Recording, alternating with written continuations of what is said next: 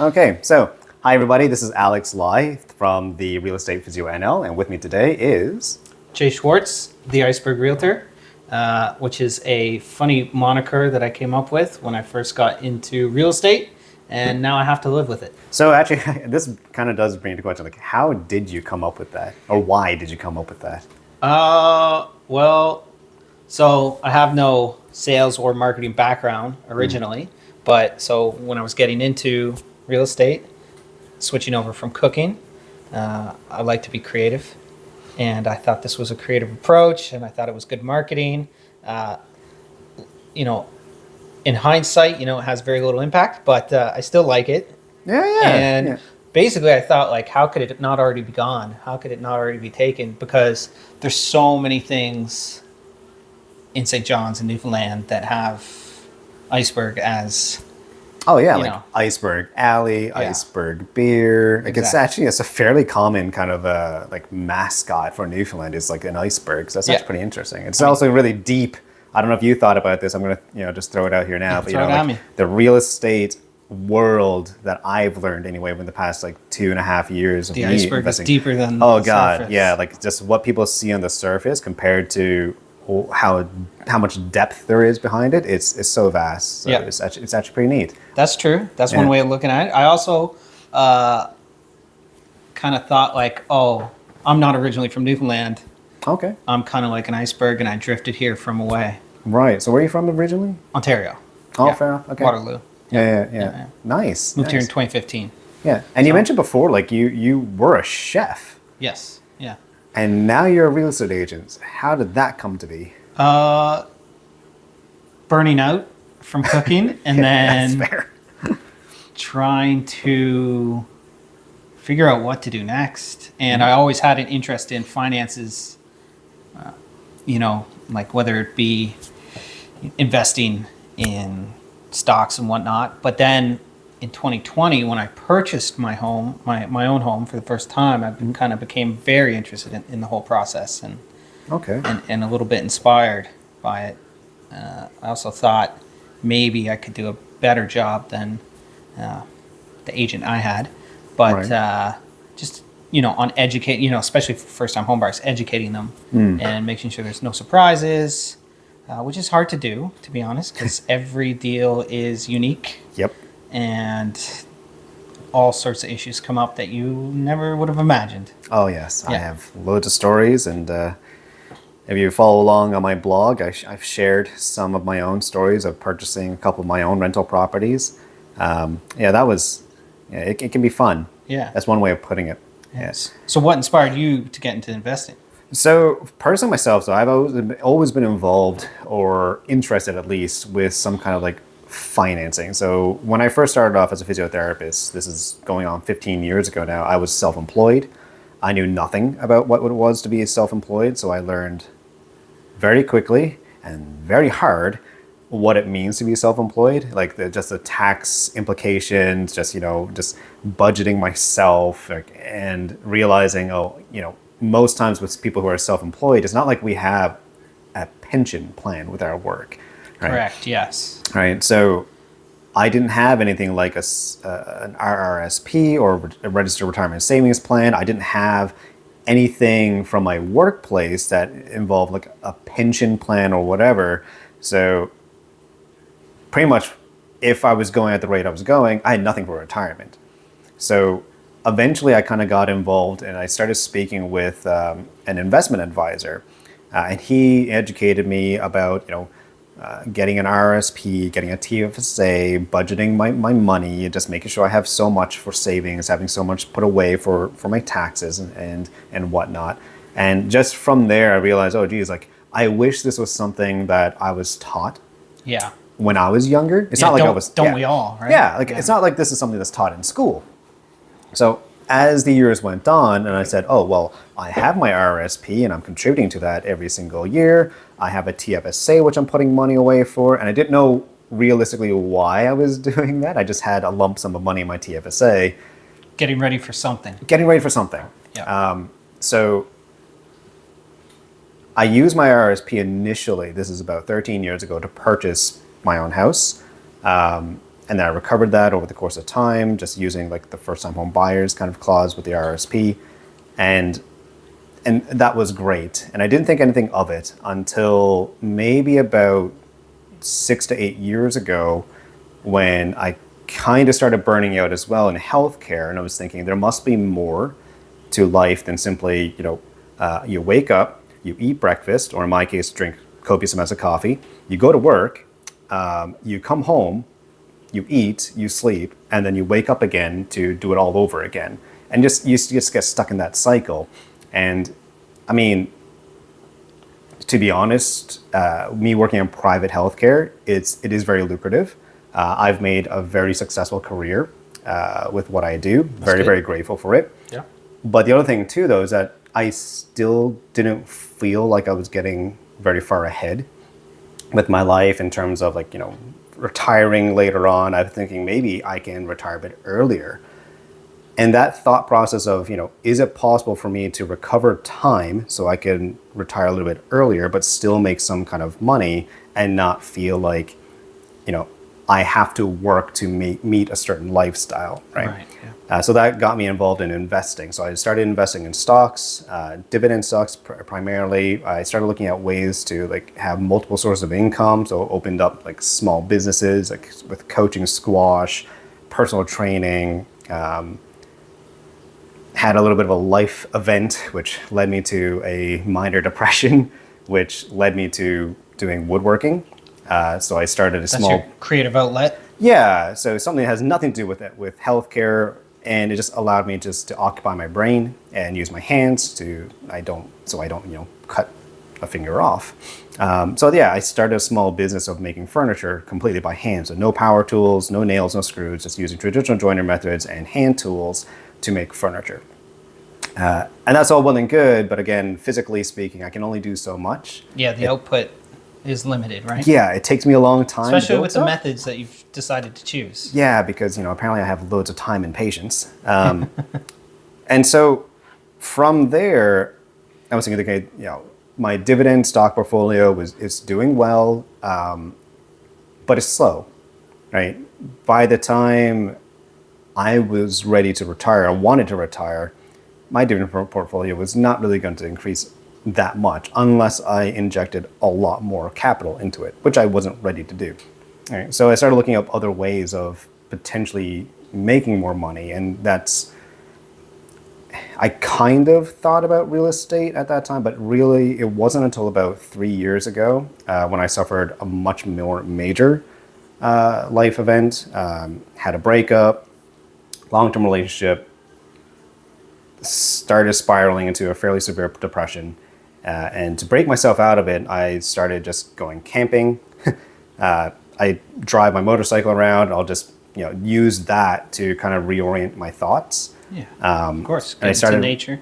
Yeah, just back to nature, have the air on the face, and then started deciding, okay, well, I got to do something a bit more than just doing this. I got to do something to improve myself. So I looked through my finances, I looked through all my numbers, and I said, okay, what else could I do to make my goals a little bit closer? So I started reading more books just involved with finance and business. So things like The Wealthy Barber by David Chilton, actually The Wealthy Barber Returns by David Chilton, Robert Kiyosaki's book, Rich Dad, Poor Dad, which is classic. Yeah. Everybody's read it. Extremely popular. Yeah. And he's all over, he's all over the internet. He promotes it a lot. Yes. So. Yes, he does. And gold. He really loves those kind of resources. And I learned quite a lot actually from reading those books. And then I started, when I started reading about real estate investment as a possible vehicle for furthering my investment goals, that's when I started really getting interested in that idea. I remember I was actually sitting at Jumping Bean just on my lunch break, and I was just started trying to dive into more information about real estate investing. So I stumbled upon Bigger Pockets podcast, the Canadian Real Estate Investor podcast, the Rookie Real Estate Investor, which is a subsidiary of Bigger Pockets. And I just started just gobbling up as much information as I could. And that's when I was like, okay, you know what? Maybe this is something I could possibly do. And when I learned the term equity, And I said, oh, gee, I've now owned my house for, at this point, like 10 years or more. Do I have any equity in my own house? Yeah. Yeah, I had a lot of equity Nice. put into my house. And I was like, oh, well, I could use this equity towards the purchase of another property. And if I do that, I can rent out said property. And in my head, I was thinking this is something that's very viable to do. And I was terrified of it. Of course, the unknown, right? Yeah. You're And sailing into the fog. and it's a lot of money Yeah. too. Like you kind of do have to invest initially. And because I was not very well experienced with this, it was terrifying. So I kind of got stuck in a little bit of that analysis paralysis. Yeah, fair enough. Yeah, because you're thinking, is there something I'm missing here? Oh, God, like yeah. what is like? It can't be this easy, and it isn't. No. Of course not. No, it sounds very, very simple. Yeah. And to be honest, though, like the first one I did, there was a lot of things that I probably could have done a lot better. Luckily, like the agent I was working with at that time, Sandra Loader from Century 21, she was fantastic. She and I have had a relationship, just like, knowing each other professionally for many, many years prior to all this. So when I approached her and I said, I'm thinking about buying like an investment property, she was over the moon for me. Just like, okay, here's what you need to do. And it was great, right? But I was still like really, really nervous. Yes. Of So course. she did a lot of work just to like talk me down and be like, no, you're fine. This is fine. Don't be afraid. This is normal. So it's really nice having someone like backing me up in that corner. But like, Yeah, you got to have support. yeah. Wherever that's from, like. And Especially you're getting into something. Had any of your family ever done anything like this before? so this Or is are you the first? This is the funny thing is that when I first started doing this, none of my friends own any kind of investment properties. None of my friends really discuss much about finances. Their own personal finances is like a taboo kind of subject, and similar to my own family. So I didn't really have anyone else I could talk to. Yeah, that's how financial. I don't want to say like ignorance, but like, I guess that's the word. Yeah. That's how it propagates. Like, Yeah, like nobody it's- wants to talk about it. It's like financial illiteracy in a sense, and it Yeah. stems from That's a either better word. Yeah, like ignorance, or it's more so they just think it's a taboo subject. We shouldn't talk about money. Like Yeah. that's kind of like how it was So talked how do you about. get educated then? Exactly, right? So when I first told my parents, like I want to be a real estate investor. I want to buy a property and rent it out. Like they were actually very, very. I don't want to say discouraging of the idea, but they were very concerned because they knew what I was going through emotionally at that time. They thought I was maybe not thinking Jumping clearly. into something. Yeah. Yeah. And now that I think back on it, maybe I was. But it all worked out. But so it was really funny how my parents were like, maybe you should really think about this. It's a lot, that you have to take on. You're going to be a landlord, and being a landlord is scary. When I went home and I thought about what they had told me, I also realized that my parents have been landlords for about 20 years. Oh, okay. Yeah. The house that my parents live in, they've rented out the basement apartment Oh, so they've had a basement apartment this whole time. this entire bloody time. Right. But And they didn't think about it. But to them, I guess it wasn't a separate property, right? Yeah, it was just part of their own. Yeah. So, and their argument was that, like you'll have to have tenants in there. You might get a bad tenant. You're going to have to like do maintenance on it and yada, yada, yada. And when I brought up the fact that, do you guys realize that you guys have been landlords for about 20 years? Like you have a basement apartment in your own house. Oh yeah. You have a tenant down there. Yes. Have you had any issues? No. But you're telling me I shouldn't do this despite the fact that you guys are landlords. And when I said it that way, they kind of both stopped and just thought about it like, oh yeah, right.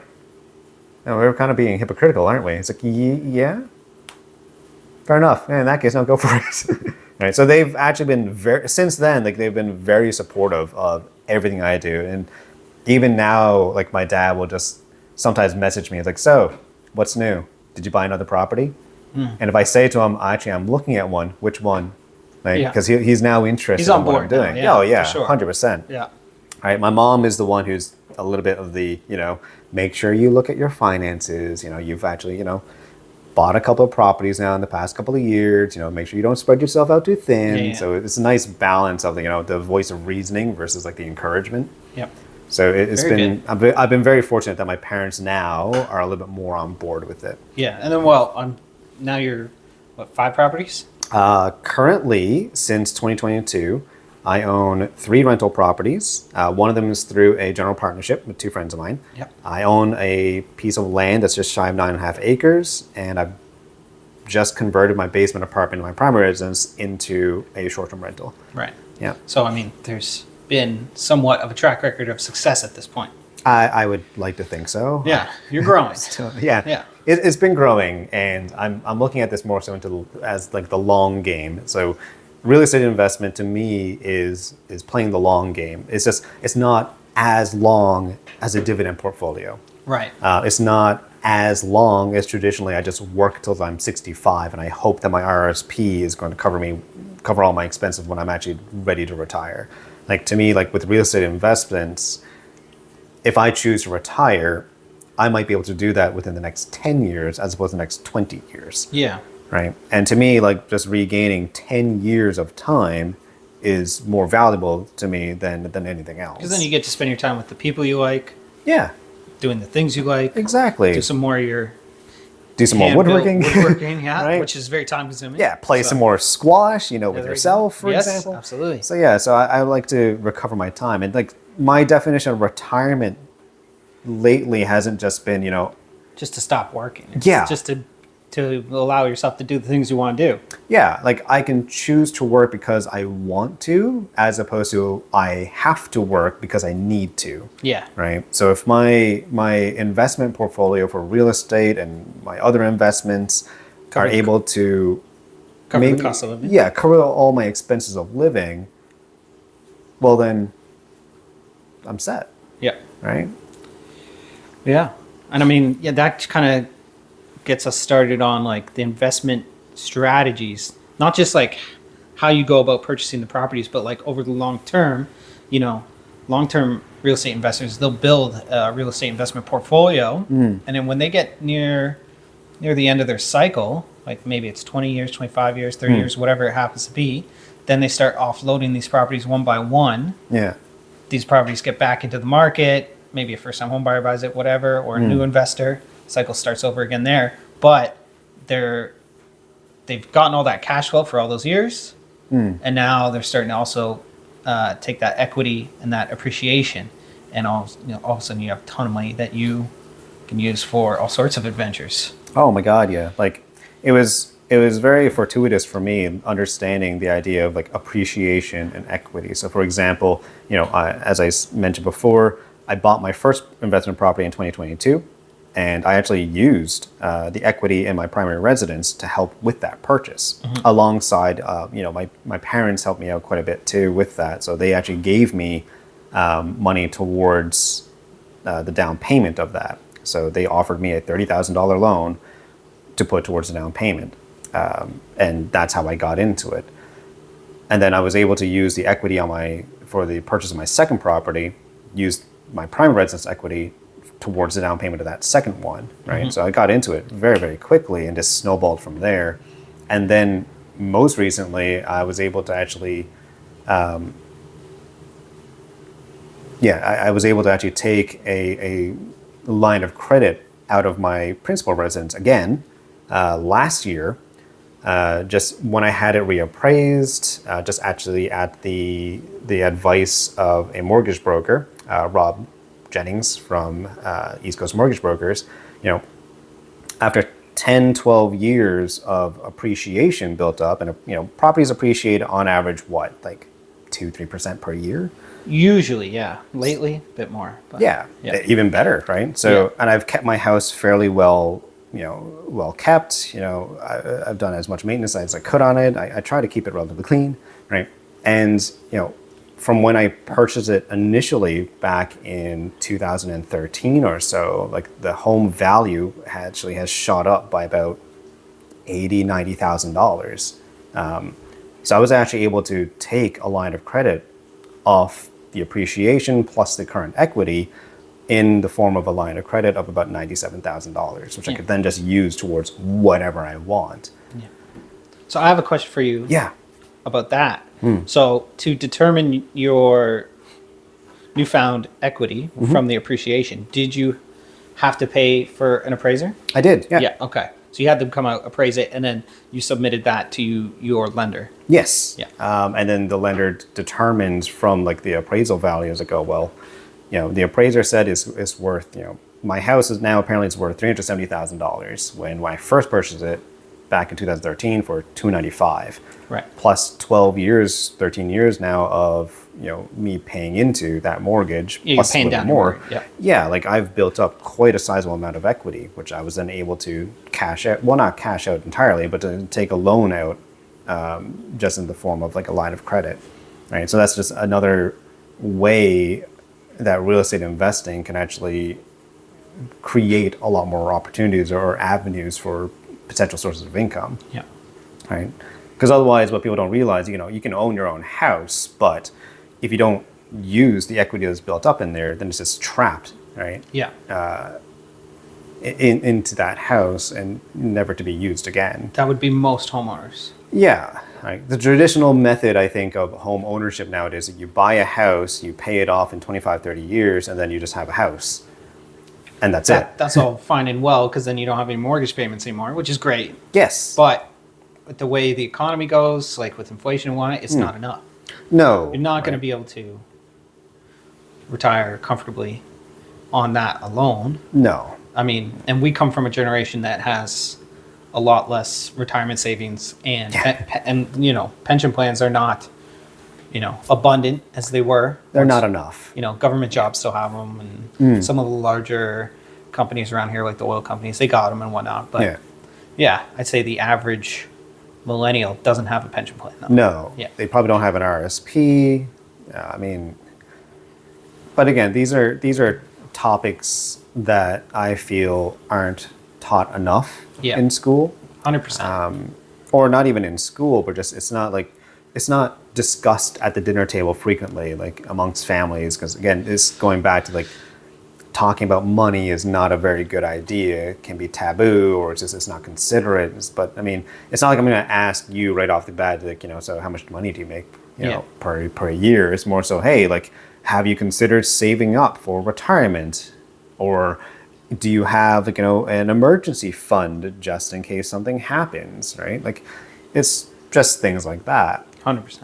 Yeah. But I mean, there's also, the taboo aspect of it. But like, I think my parents, they don't do any of that personally. So I know that they would have no information to pass down to me.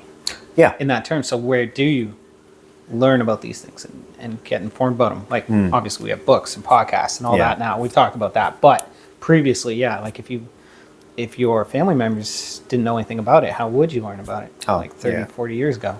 That's it. So those who, I don't know, It's very interesting, like...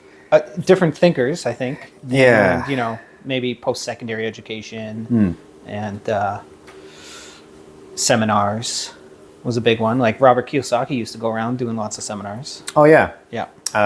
Even now, like, I'm,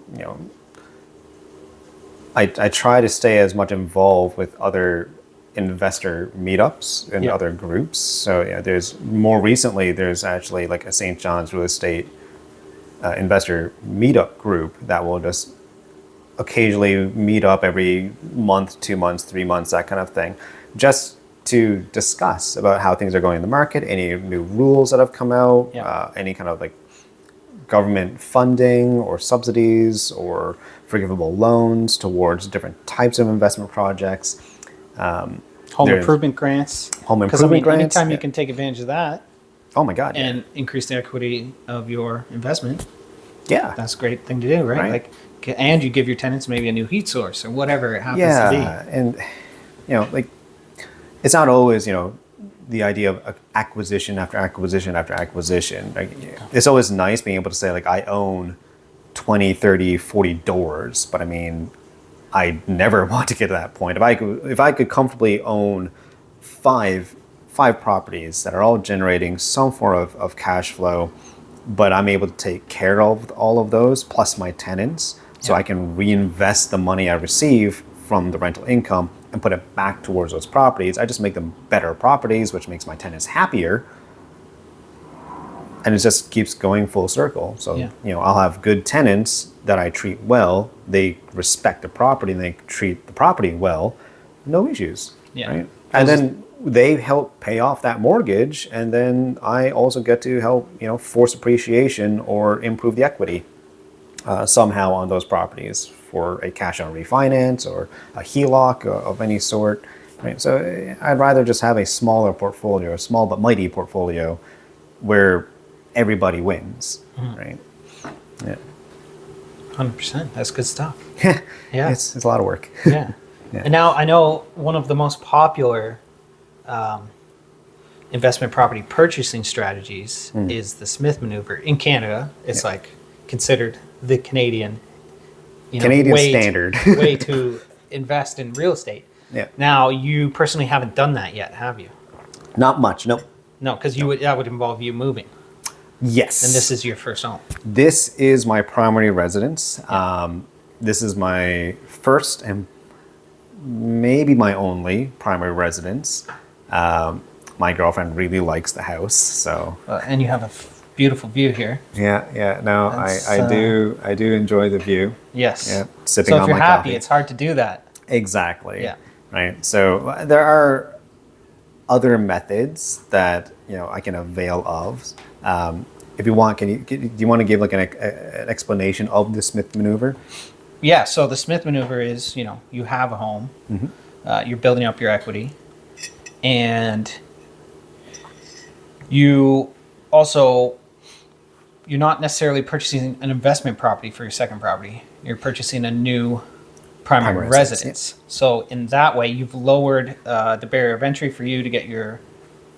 Maybe your first home becomes your first investment property. Yeah. Potentially, depending on if your first home is a 2-apartment or a single family or whatever.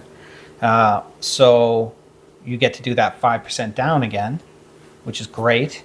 And it makes it just a lot more manageable. Maybe you don't even need to use the equity in your first home. But you buy that. I think you have to live in your home for 2 years though. Yeah.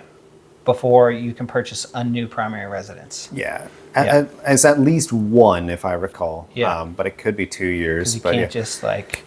But for like someone who's like, I'm at a point in my life now where using the Smith maneuver isn't actually very beneficial to me, just because of how my lifestyle is, and plus I really like my house. Yeah. But this is something that I have discussed and kind of consulted with people who are about to purchase their new home. They're much younger than myself, or where they are in their life is maybe they're not as well established in their career. Yeah.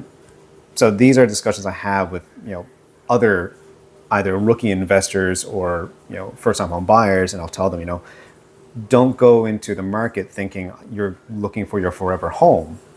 Right? Find a home that you might be able to do a little bit of a fixer-upper on. You can get into it at a minimum 5%. So it's not going to be as much, as long as you make the mortgage manageable for yourselves. And yeah, I think that's one of the big pitfalls of first-time home buyers or first-time home investors is buying too much home.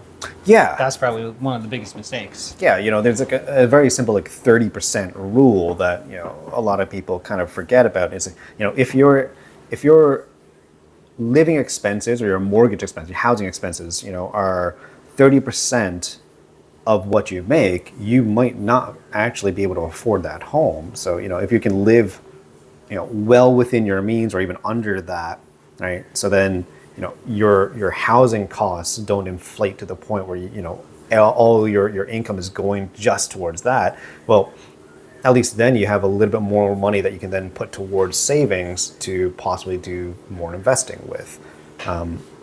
Very simple, quick rule that I educate my tenants even. So if I list a rent of however much per month, I'll educate them when I have a look at like their proof of income or whatever and say, just to let you know, like you don't want to spend any more than 30% of what you make per month towards just housing costs, because if you do, you're going to run into like financial trouble. You're going to be house poor. Yeah, you're going to have maintenance issues that you're not going to be able to fix when they need to be fixed, and that just leads to more expenses. And as I mentioned, I try to educate my tenants on how to be good tenants, but also like how to set themselves up in the future as potential house owners. Stop being tenants. To actually be a homeowner. And that's very kind of you. I would say most landlords don't do that sort of education. And I mean, part of it is also because like I was a tenant too. Before I bought my first home, I was a tenant. I was renting in a basement apartment in Airport Heights. And I must say, like, my landlord was phenomenal. Like, they took care of me very well. They looked out for me. I didn't get as much of the education piece about being a tenant. But that was fine, because it's not a landlord's responsibility to teach a tenant how to be a tenant. No. Or how to become a homeowner. I got into real estate investing not just because I wanted to improve my own life and improve my finances, make my journey towards retirement a little bit smoother, but I also got into it because I recognized how badly housing was needed in not just Newfoundland but the rest of Canada. So if I can help people get into a place to live, so it's not going to break the bank. So all my rents for all my properties are actually below the market average. Yeah. And I try to keep it as low as I possibly can while still be able to still have some cash flow. Have a little bit of cash flow, but just making sure that all the expenses are met, but making sure that it is still very affordable for my tenants. And then I'll teach them ways to make it even more affordable for themselves. So if it's a 2-bedroom house, like if you can live with a third person in there, right? Rent a room, house hacking. You can house hack as a tenant to get other tenancy. Yeah, if you guys can, make the space work for multiple people, well, then you split the cost between multiple people as opposed to just one or two. Yeah. I teach them about like how to keep their heating costs down. It's not just turn the heats off, but I try my best to make sure all the properties are well insulated, like all the weather stripping is done, like all the door seals are actually up to par. We will put a lot of work into even making it more energy efficient for the tenants, so they don't have to spend as much money on their utilities. Yeah. It's good for the home, and it's also just very good for the home. Again, creating more of that appreciation on it. So I feel like when I was younger, I wish someone taught me more about how to be a tenant or what it means to be a tenant. And I also wish when I went to go buy my first home that someone taught me, by the way, I hope you realize that when you buy your first home, like you have to pay for not just your mortgage, but your property tax, your water tax, like your insurance, like your like all of your own utilities, like all the maintenance expenses and costs, like that's all on you, right? No one told me that. If something breaks, there's nobody to call. Yeah. Right? Well, except for somebody that you're going to pay a lot of money to fix it. Yeah, or my mom and dad, so I can cry to them about it. So I wish someone taught me a bit more about what it meant to be a homeowner. So now, like, as I'm a homeowner, but then also a landlord, I try to instill into my tenants, this is you being a tenant, here's how you go into being a good tenant. I promise, to hold my role as a landlord, one, because I have no choice, because there's a rental tenancy agreement, which means that I have a certain obligation that I have to fulfill. But then also, like, if you guys are looking to buy your own home, I'll help you with that process in terms of, here's what you need to look out for, here's how you save up for your down payments, if you guys need a real estate agent, contact the Iceberg Realtor. If you need a mortgage broker, I can set you up. Like, I try my best to help set up my tenants for hopefully their own home. You've already sailed into the fog, so others don't have to. Yeah. Yeah, like I've sailed into the fog is a great way of putting it. Like, just don't know what I'm seeing and, praying to God I don't hit any rocks. And so far it's... Or icebergs. Yeah, right. Yeah, so far it's been a fairly smooth journey, but I just would like to see it that there are more people who are not going to become house poor, or who are going to be able to say, yes, owning a house is something that is an achievable goal, and not feel like they have to rent for the rest of their lives because it's just the barrier to entry into real estate is too high. It's attainable though. Oh, my God. But you have to plan, and you have to be diligent about that plan. Yeah, It's not as easy as it was in the 70s. Yeah. Anybody could afford a home if you had a job, basically. Now it's not quite like that, unfortunately. That's the reality of our generation. So, rather than crying about it, plan and prepare and execute. Yeah, like if you're going to set a goal for yourself, if you want to own a home, well, be smart about it. As in create a smart goal. I want to own a home. Well, how long do you need to save up for that home? So be specific. Measure how you're going to save up for the home. Even so, you're putting aside so much money per month towards an FHSA or an RSP, right? To put towards the down payment of a home. You can make that goal realistic, and achievable, obviously, right?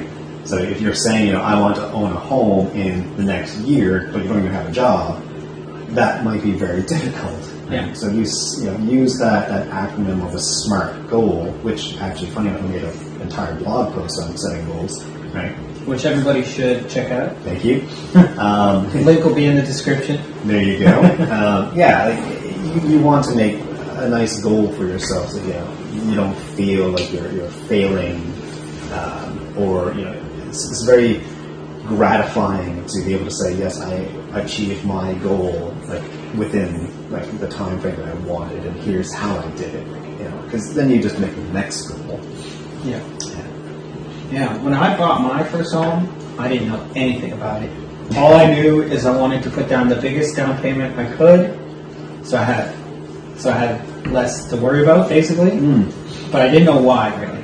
Yeah. I just in my head, I was like, just pay as much as possible. And I think I put 30% down. Oh wow! So I didn't even know that I was avoiding things like CMHC insurance. I didn't know what that was at the time. Yeah. I had no idea what it was. I was just I want a home, and I don't want a big mortgage. So it's interesting because I was the opposite, just because I wanted to reduce my barrier of entry. So I used my RRSP to put towards the down payment. I put down 7% of the down payment. The CMHC insurance, it's not a big deal. Really. It's not a huge deal, but I mean, this is quite a while ago, so it's not I'm sure it was discussed with me that, by the way, you're going to have to pay CMHC insurance because you didn't put in enough for the down payment. And I'm pretty sure it was discussed. I have no recollection of this whatsoever. Did it matter to you? No. I mean, and at the first time you're doing it, people are saying things to you. Oh, God, just over. Right. Okay, whatever. You say I should do this, sure. Yes. Because you're trusting these people. You're trusting your agent. You're trusting your mortgage specialist. They're saying terms and phrases that are completely new. Yeah. Obviously. And the first time you buy a home is crazy. Oh yeah, the amount that I've learned since then, I'm just thinking to myself, kicking myself realistically, the opportunities that I had 13, 14 years ago when I first bought my house, I was thinking, I could probably be close to retirement, much, much closer to retirement now, had I known what I know now. Utilizing the basement apartment suite as a source of income, but I never did. Right? Yeah. I wasn't willing to trade the inconvenience of sharing my space with other people because I was young, and the idea of owning my own place was such a huge goal for me at that time. But then also oh, this is so novel. I own my own house, But so then having tenants or sharing that space, I don't want to do that. This is my space. Yeah, I agree. House hacking would have been a great thing to do when we were younger. Oh my god. Oh my gosh, yeah. And so now it's out of the question for me now. Yeah. So going back to the Smith maneuver, no, I'm not willing to avail of that. But I do, recommend this for first-time home buyers or newbie investors, like, depending on which part of your life you're in, like, if you're willing to trade just a short period of time of inconvenience by having to rent out rooms or rent out living space, Worth it. I mean, the amount of money that you will save, over that course of time is astronomical. It's going to get you to your next goal that much quicker. Oh my God, yes. Yeah. And I wish I knew that when I was younger. Oh, yeah. But I didn't have anyone teaching me this or coaching me on this whatsoever either. Yeah. Like, I could have bought a home probably 5 years earlier than I did. I didn't even realize I had enough money to do it with the 5%. Because I didn't know anything about homes or how much they cost or whatever. 5 years earlier, I should have bought something at that time, especially the way homes are appreciated now. Everything's hindsight, 2020, right? Yeah. And if I had done that, I would have liked to have known about house hacking. I would have rented out every room in the house. Oh, yeah. Except for one for myself. And then, kept building from there. But, and you see some young people already doing this, and it's great that they're doing it. They're going to have amazing futures. Definitely. But what can you do if you don't know, right? Well, yeah. And this is why I started up this blog of mine. Just because I want to not just share my experience doing this. Spread awareness. Spread awareness, try to hopefully educate some people on it. Maybe also entice people to also be involved with it. Because I feel like, if I can help give back to the community in terms of teaching from my own experiences, what I've gone through, what I've done, how I've been trying to structure things, maybe they'll take that knowledge, maybe do the same or similar kind of things. Maybe we can collaborate even. I'm very up for partnerships and joint ventures.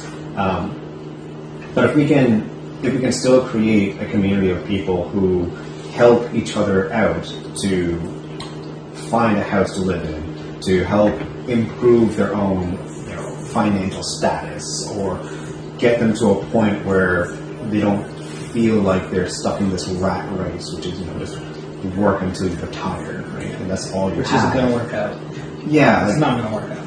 and hopefully, we can have a greater population of people who understand a bit more about financial literacy, what it means to actually be financially free, so then they can spend more time doing things that they love, or spend more time with the people that they love, right? And if I feel personally, if we had a community of people who were in that kind of state, then just everybody would be happy. Right? Everybody would just generally be happier because they wouldn't have to feel chained to their employment to make their living, and then they feel like they just miss out on a lot of things in life, or a lot of things in their children's lives, or I don't want to be in that state where I say to myself, oh, I wish I had more time to do this, right, or I wish I had done this when I was at this age. Right? So if I can help people get into this idea of investing, or at least saving, or helping to coach people in what they can do to improve their own financial situation, then I think the world, generally speaking, will just be a little bit more happier in that regard. Yeah. Agreed. And I think one piece of advice that I would give to any new investors or anybody thinking about investing or even purchasing your first home is just start paying attention. Start paying attention to the real estate market. Watch prices, watch homes, look at listings, and watch market reports. Oh yeah, you need to kind of to build your gauge. Like if you start from zero, if you go buy a home from zero, you don't know if you're getting ripped off, if you're getting a deal, what have you. Start paying attention. Oh yeah, and you've done some excellent work on your Facebook page, on the Iceberg Realtor. You do a property or a market rundown very frequently, actually. Monday to Friday. You're just doing. Except for holidays. Yeah, you're just constantly doing market research and just trying to inform as many people about how trends are going especially in Newfoundland. So pay attention to that. Look up Iceberg Realtor, and you look up other agents or agencies that are putting information out, and you can have a very quick idea of what's happening, what are current trends in the market, what kind of properties could you be looking into as either a first-time home buyer or as an investment property. And it's free to just ask a question. Yes. Right? 100%. Right? It's nothing to just ask. It doesn't even need, I don't want people to think, oh, I have a dumb question. There's no such thing as a dumb question. There's a question that you could easily have that there's an answer for, just you're too afraid to ask. Yeah. Right? Yeah. Absolutely. And there's people out there ready to answer. Oh, yeah. Whether it's an agent, mortgage specialist, an investor. Yeah. Right? Or just fellow investor, yeah. Or it could actually just be some Joe Blow off the street who's had some kind of experience either buying a house or buying additional properties. We were more than willing to share that with you. But I've so far found that at least the investor community in Newfoundland and generally speaking in Canada has been very, very welcoming and very kind, very open to answering questions. Like, everyone seems to just want to see other people succeed. Yeah. Right? I would say if you are a tenant currently renting and you have a good relationship with your landlord, I bet you if you asked your landlord some questions, they'd be pretty happy to talk to you. They probably never had anybody ask, so. Yeah, and if you're too afraid to ask, feel free to contact me, and I'll try myself, just to help you out. I'll provide you resources, give you my insight on it, or there's a ton of resources out there, either on the Government Newfoundland website for the rental tenancy agreements, the different forms that you can actually fill out if you need to. But yeah, there's a community of people out there who are more than willing to help. It's just people have to be willing to ask, not be afraid to ask. And yeah, that's it. It's a very fun and exciting kind of world to be in once you kind of dip your toes into real estate investing. I love it. Right? I haven't been in it for very long, but I absolutely love it. That's great.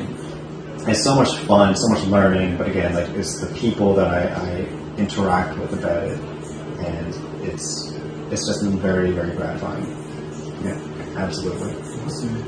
Yeah. Do you have any closing remarks? I think how can people reach you? Oh, how can people reach me? Well, phone, email, all of which I guess will be in the description or in the blog post. Yeah. What else? Yeah, I mean, you could potentially DM me, but there's so many platforms now, it gets a little tangly. Yeah. I prefer text or email. And then, yeah, I'm always happy to help people, educate them, get them on the path. And it's not always about making a sale, Yeah. Like, if you're using another agent and, they're not educating you, ask me a question. I'll answer. Yeah. Yeah. Absolutely. And you can find me, or you can email me. All my contact information will be in the description.